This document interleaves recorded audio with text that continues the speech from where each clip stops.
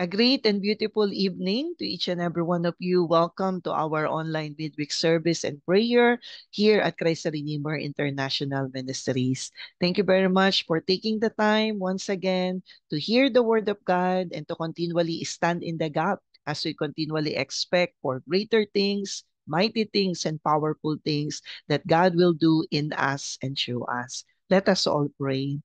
Lord, we continually honor your holy name, O Lord God, and declaring and proclaiming that the reason of our being, the reason of our existence is you and you alone. Lord, tonight, we want to continually know you more. We want to continually receive a press from you through the power and anointing of your words and promises, O Lord God, that you will continually reveal in the midst of each and every one of us. Cleanse our hearts, cleanse our minds, purify us from within. Forgive us from all of our sins and our unrighteousness, that as we come before your presence, nothing will be a hindrance for the mighty, awesome, powerful move of your Holy Spirit in us and through us. Holy Spirit of the living God, we welcome continuously your very presence upon our midst. Thank you for the success and victory that comes from you alone. In Jesus' name we pray. Amen and amen. Praise the Lord. So tonight, as we continue in our series for the months of July, August, and September in the net breaking anointing, the title of the message that I will be sharing to each and every one of you is The God Who Multiplies. And our text can be found in John chapter 6, verses 1 to 14 in the Amplified Version of the Bible.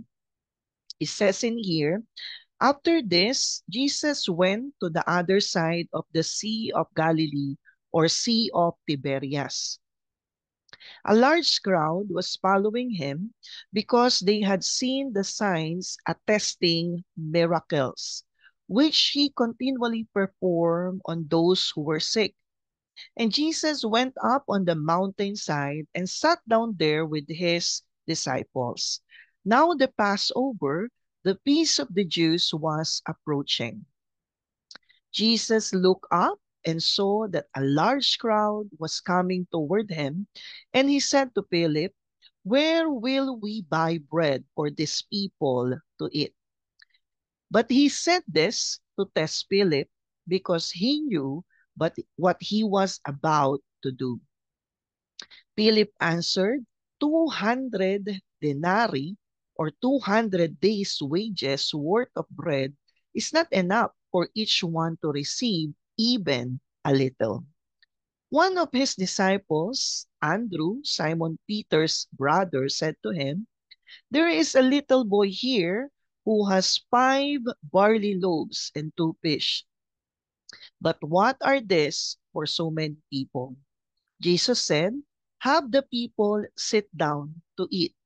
Now the ground there was covered with an abundance of grass, so the men sat down, about 5,000 in number. Then Jesus took the loaves, and when he had given thanks, he distributed them to those who were seated. The same also with the fish, as much as they wanted. When they had eaten enough, he said to his disciples, "Gather up the leftover pieces so that nothing will be lost." So they gathered them up, and they filled 12 large baskets with pieces from the 5 barley loaves, which were left over by those who had eaten. Verse 14, when the people saw the sign, attesting miracle that he had done, they began saying, "This is without a doubt the promised prophet who is to come into the world."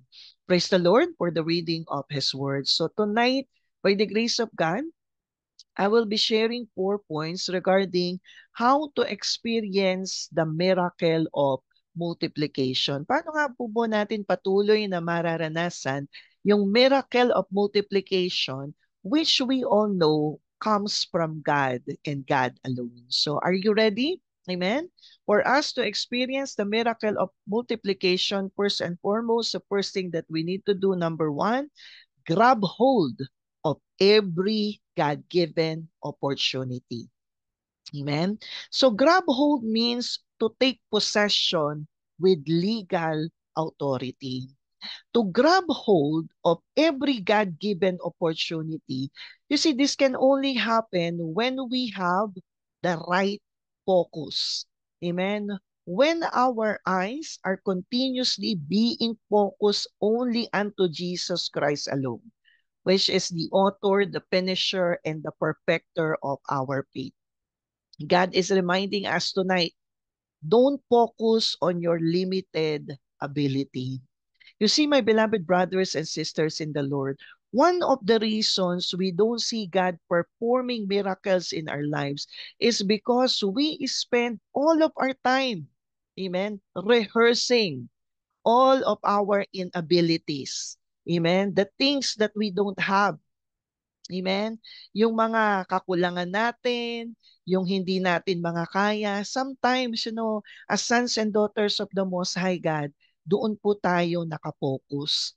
But, you see, answer this question tonight. If money were not an option, if you had all the talent in the world, what would you do for the kingdom of God? I'll repeat that. Amen. If money were not an option, if you had the talent, amen, if you had all the talent in the world, what would you do for the kingdom of God? Amen. And take a moment to answer that question. And you see, that's how you should think when it comes to serving God. Because it's not about you, it's all about Him. Amen. There will be times in our lives and in our church wherein God is going to speak. There will be times wherein He's going to call us to do something that is bigger than ourselves. Something that seems impossible. Amen. Kung ang gagamitin lamang po natin ay yung ating mere understanding and yung ating finite minds. In John 6:5 to 7, it says in here, Jesus looked up and saw that a large crowd was coming toward him. And he said to Philip, where will we buy bread for these people to eat? But he said this to test Philip because he knew what he was about to do. Verse 7, Philip answered, 200 denarii or 200 days' wages worth of bread is not enough for each one to receive even a little. So in this case, Jesus turns to Philip and says, where are we to buy bread so that these people may eat? You see, we need to understand this is more than just a question. Actually, it was a test of faith. Think about this situation for a second. It was an impossible task. There was no way Philip was going to pull it off. And yet, Jesus was asking him, amen, to do the same. So what is Jesus Christ asking you tonight? What impossible task is He calling you to do? Amen. This is where faith comes in, mga kapatid. This is where we truly live what we say we believe. In John 6:7, Philip answered, 200 denarii, 200 days wages worth of bread is not enough for each one to receive even a little. You see, at this time, Philip, kind of missed the point, didn't he? He was trying to solve the problem on his own. He looked out at the crowd, he figured out the cost, and then he turned to Jesus and said, it can't be done. How many times in our journey, amen, in our relationship with God na nagawa na po natin yung mga bagay po na yan. Amen. Sometimes may mga bagay na ipapakita, iuutos ang Panginoong Diyos sa bawat isa sa atin. Hindi ang gagawin natin, titingnan natin yung kakayahan natin, titingnan natin yung available resources natin. And then we will come back unto God and say unto God, Lord, it can't be done. Amen? God calls us to do something and we immediately start coming up with reasons. Amen? Rehearsing unto God, Lord, it cannot be done. John 6:6, but he said this, listen to this, but he said this to test Philip. Amen? Why? Because he knew, Jesus had already knew what he was about to do. Amen. What Jesus wanted Philip to say was, I can't do this, but I know, Lord, you can. And when He calls us to do something that we know we can't do, He wants us to do the very same thing, mga kapatid. He wants us to turn to Him and say, Lord, we can't do it. Will you do it through us? Amen. Will you enable us, amen, to accomplish what you are desiring, amen, and what you are commanding each and every one of us to do? Amen.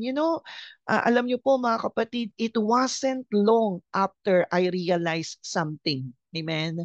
In my journey with God, sa aking paglilingkod sa Panginoong Diyos at sa paggawa sa lahat ng mga bagay na ipinag-uutos po niya sa akin, it's not really about me. It's always about the Lord. Amen. And let me tell you something. If God can use me, He can definitely use you all the more. We need just to surrender ourselves to Him and say, send me, use me. I am here today, Lord. Amen. Because I realize I cannot do it, but you can, Lord. Help me to grab hold of every God-given opportunity that you are giving to me. Amen? So that is the first thing that we need to do to experience the miracle of multiplication. Grab hold of every God-given opportunity. Secondly, nurture what you have. Yes. Amen. What you currently have, nurture it. Amen. Mark 6:38. But he said to them, how many loaves do you have? Go and see. And when they found out, they said, 5 and 2 fish. Amen. So tonight, Jesus is asking, what do you have? John 6:8 to 9. One of his disciples, Andrew, Simon Peter's brother, said to him, there is a little boy here who has 5 barley loaves and 2 fish. But what are these for so many people? Alam niyo po, a barley loaf is a small piece of bread. Actually, at that time, it is the cheapest in the market. And the Greek word for piece in here refers to 2 little pieces of pickled fish. So we are not talking about a very big lunch in here. Actually, this was a little boy's lunch. The problem was too big, but the resources are too little. The question is, if Andrew knew that it was a small lunch that could not possibly feed a big crowd, why did he bring it to Jesus in the first place? Here's the lesson. When the problem is too big and the resources are too small, bring it to Jesus Christ. Jesus delights in using small things in a big way so that his name will be all the more praised, glorified, worshiped, amen, and adored in spirit and in truth. Amen. You will know a miracle when you experience one. Amen. Because you will have no words to describe the same. And all that you could utter, Lord, this is you. Lord, this is your work. Amen? Lord, ikaw yung gumawa. Ikaw yung kumilos. Ikaw yung nag-provide. Kaya ang kapurihan at pasasalamat patuloy po na sa Kanya lamang maibibigay, maiaalay, at maihahandog. Kapatid, nurture what you have. Amen? Continually offer it up unto God and see right before your eyes on how God will be able to accomplish, amen, what He desires for your life in the little that God has entrusted to you and to me. Number 3, give your best. Amen? Give your best. Matthew 14:17 to 18. And they said to him, we have here only 5 loaves and 2 fish. He said, bring them here to me. Give and do what you can do. Amen. for the glory and honor of God. Giving your best means giving your all. Yung 100% mo kapatid para sa ating Panginoong Jesus. You see, this is the kingdom mathematics of Jesus. Everything minus God equals nothing. Amen? Everything minus God equals nothing. But God plus nothing equals everything. That is the kingdom mathematics of the Lord. When we say what I have is very small, amen, or Lord, I am nothing, God is saying unto us, I am everything that you will ever need. Yes, when we have God, we have everything. Second Timothy 2:15 message translation of the Bible, concentrate on doing your best for God. Amen? Mag-focus po tayo to giving our very best unto God. Work, amen, you won't be ashamed of. Laying out the truth plain and simple. Second Corinthians 9:10, now may he who supplies seed to the sower and bread for food supply and multiply the seed you have sown and increase the fruits of your righteousness. Alam niyo po, multiplication is the work of God, not ours. Amen? Multiplication is the work of God, not ours. Give your very best, always to the King of Kings and Lord of Lords of our lives. Lastly, number 4, amen, to experience the miracle of multiplication. Number 4, believe that Jesus is the multiplier. Yes, Jesus is the multiplier. Here's the key. The key is as long as we keep Jesus as the King and Lord of our lives, we will multiply greatly in every areas of our lives. Matthew 14:19, then he commanded the multitudes to sit down on the grass, and he took the 5 loaves and the 2 fish, and looking up to heaven, he blessed and broke and gave the loaves to the disciples, and the disciples gave to the multitudes. You see, when you give something to Jesus, he will bless and break it. That's why when he gave it back to you, it has reached the greatest capacity for miracle and multiplication to happen. You see, the place where this miracle takes place was desolate and it was already late. Everyone was hungry. They were all tired, including the disciples. Don't get caught up in a moment, as it will either accelerate your faith or slow you down according to the level of your obedience. Don't get caught up in the temporal, but look to the eternal. You see, at that time, the disciples have a choice whether to eat, amen, or distribute it because they were also hungry. They have no idea at all that after all the multitudes were fed, they will be the one to have the 12 baskets full of fragments. Stop eating what God has put in your hands so that you will be qualified for the basket and not just a portion of it. John 6:10-13, Jesus said, make the disciples sit down. There was a nice carpet of green grass in this place. They sat down, about 5,000 of them. Then Jesus took the bread and having given thanks, gave it to those who were seated. He did the same with the fish. All ate as much as they wanted. Amen. They all ate as much as they wanted. In Psalms 23 verse 1, it says there, the Lord is my shepherd, I shall not want.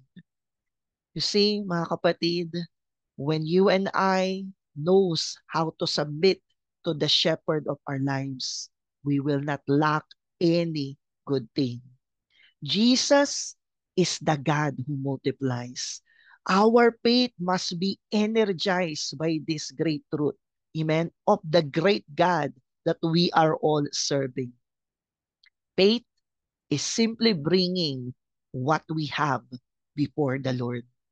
We bring Him to Him, amen. We bring to Him what we can to see Him do what we can. I'll repeat that.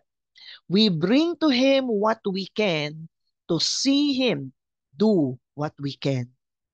Tonight, where are your 5 loaves and 2 fishes, mga kapatid? Give them to the one who multiplies. You see, it was out of compassion that Jesus moved and performed this miracle. Kung mababasa po natin in Mark 6:34, and Jesus, when he came out, saw a great multitude and was moved with compassion for them because they were like sheep not having a shepherd. So he began to teach them many things. You see, at this point, Jesus was not only tired, but he was also grieving for the death of John the Baptist, his first cousin. The disciples were also tired from their first mission of ministering by two, preaching the gospel, casting out demons, and healing the sick. But the simple obedience of the disciples unto Jesus Christ changes the history. Our yes in our hearts to Jesus Christ will carry through eternity. Our simple obedience to Jesus will definitely change the history. This is the time, church. This is the time, mga kapatid, to continually take courage. God is continually reminding us the harvest is ripe. He needs more laborers into the harvest field. Flow in the net-breaking anointing that comes from the Lord. Our God is the God who multiplies. Again, how to experience the miracle of multiplication? Grab hold of every God-given opportunity. Number 2, nurture what you have. Number 3, give your best. And lastly, number 4, believe that Jesus is the multiplier. In any God-given circumstances, amen, in any God-given situation that God is allowing unto us, amen, may we take the peace and the joy in knowing, alam na po ng Panginoong Hesukristo kung ano ang kanyang gagawin. Amen. May we continually acknowledge that our victory, our increase, our fruitfulness and multiplication comes from God and God alone. Jesus is a God who multiplies. Let us all pray. Lord, we continually lift up your holy name tonight. We continually acknowledge, Panginoong Diyos, that you are a God who knows, O Lord God, ahead of time what you are about to do. In everything that you are allowing upon our lives, in all season, in all circumstances, in every area ng aming mga buhay, O Lord God. Those are opportunities, those are blessings that you are continuously giving to each and every one of us to show unto us, O Lord God, maraming mga bagay sa aming mga buhay, Panginoon, na hindi po namin tunay na magagawa at makakaya, mapagtatagumpayan sa ganang sarili lamang namin. But those are opportunities that you are giving unto us, O Lord God, upang patuloy na magtiwala sa iyo, lumapit sa iyo, manalig sa iyo, itaas ang lahat ng bagay, ipagpasalamat ang lahat ng bagay, at doon ay patuloy naming makikita na kung papaanong yung kakaunti na mayroon kami ay imumultiply mo simply because we choose to keep our eyes, our focus, our attention only unto you and to you alone. Lord, help us to grab hold of every God-given opportunity that you are continuously giving to each and every one of us, O Lord God. Tulungan mo po kami na patuloy na umasa sa iyo, Tulungan mo po kami na patuloy na magtiwala tanging sa iyo lamang.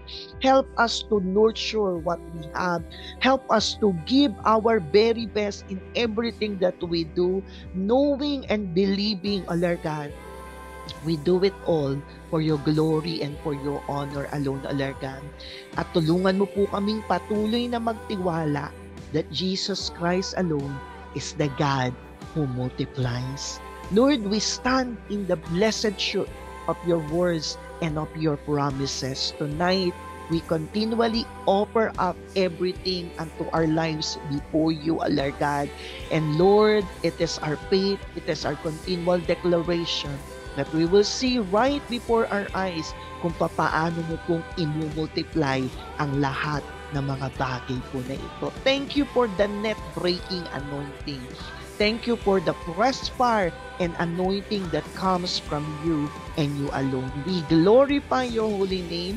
We lift up your holy name. We declare your majesty, your power, and your authority. To you alone the glory, the honor, the adoration, and the thanksgiving. In Jesus' name we pray. Amen and amen. Palakpakan po natin ang ating Diyos na buhay. All glory, praises, honor, and adoration alone to the God who multiplies. Isa pong maganda at mapagpalang gabi sa bawat isa po sa inyo. Best regards to each and everyone. God bless us all.